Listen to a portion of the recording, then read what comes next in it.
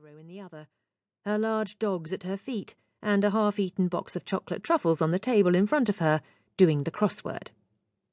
She sensed his approach and popped a truffle into her mouth.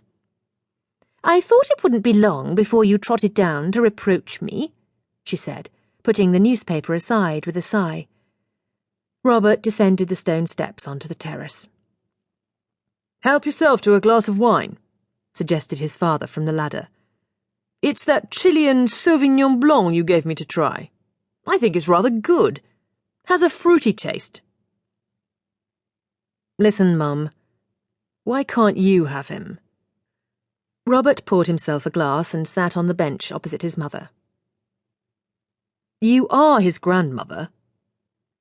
Marigold took off her glasses and fixed him with pale turquoise eyes.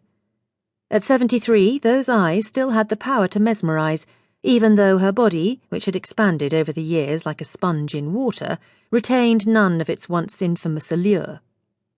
Wrapped in layers of loose cottons and fine pashmina wraps, Marigold had given in to the chocolates and cakes she had spent her youth avoiding, and her long blonde hair was pinned loosely on top of her head so that it resembled the pigeon's nest on the chimney.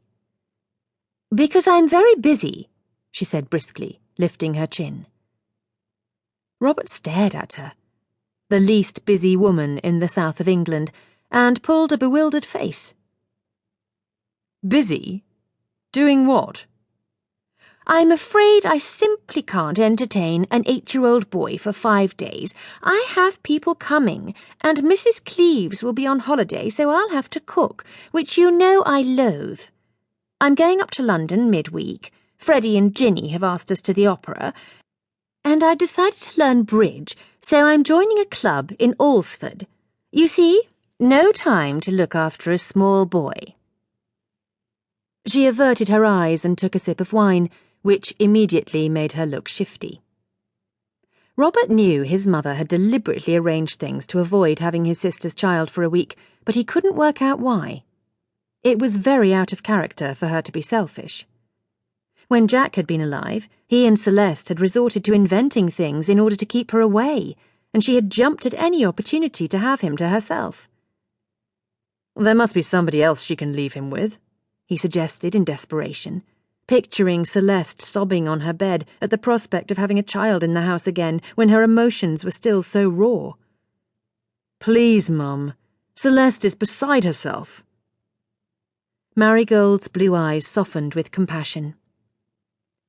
"Darling, they're moving back from Australia after having been away for 16 years. Georgia has no friends here anymore, only us. She wouldn't have asked you if she hadn't been desperate.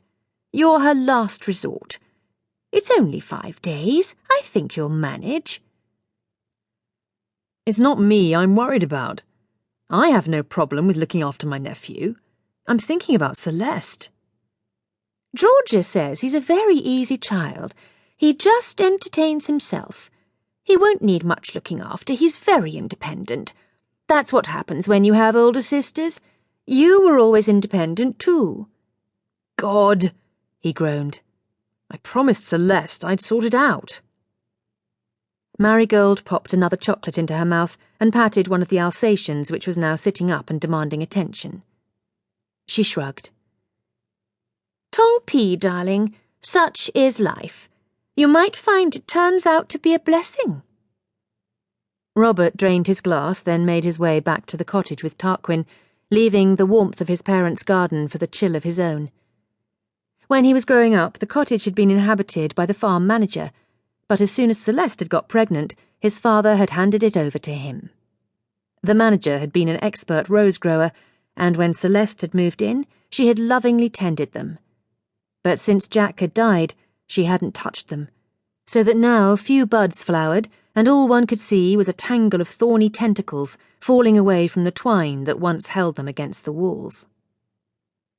When he reached the cottage, he found his wife at her bedroom window, staring out over the field towards the woods, as if she longed to run there and never come back. As she heard him coming up the stairs, she swung round.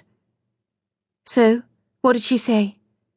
Her face was contorted with anxiety. He shook his head. "She can't." "Can't?"